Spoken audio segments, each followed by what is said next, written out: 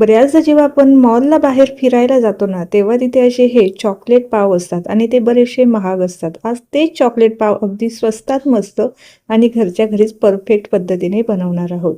तर इथे 1 कप हलकं कोमट दूध घेतलं, त्यामध्ये 1 चमचाभर साखर आणि 2 चमचेभर आपल्याला यीस्ट घालायचं आहे. हे छान असं ॲक्टिव्ह करून घेऊया. एखाद्या रॅप पेपरने याला 15 ते 20 मिनिटं साईडला ठेवून द्यायचं आहे. 15 ते 20 मिनिटामध्ये आपलं जे यीस्ट आहे ना, छान असं ॲक्टिव्ह होतं.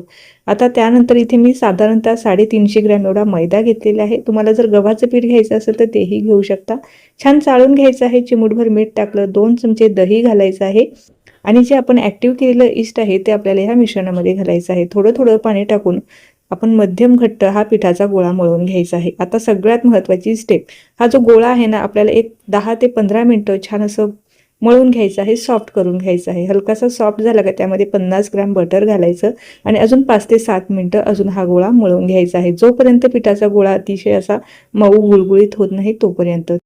तर हे पहा, अशी जाळी तयार झाली पाहिजे. आता एका मोठ्या बाउलमध्ये ठेवून याला आता 1 ते 1.5 तास असंच फर्मेंट होण्यासाठी साईडला ठेवून देऊया. तर हे जे पीठ आहे ना, जोपर्यंत फुलून असं दुप्पट होत नाही ना, तोपर्यंत आपल्याला हे साईडला ठेवायचं आहे.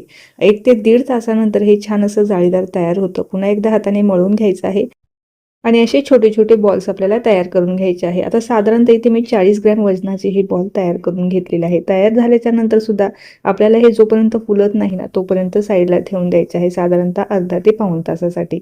त्यानंतर हे मस्त असे फुलून दुप्पट झाले की मीडियम गरम तेलामध्ये मस्त असे गोल्डन ब्राऊन रंगावर येईपर्यंत तळायचे आहे. हे तुम्हाला बेक करायचे असेल तर बेक सुद्धा करू शकता.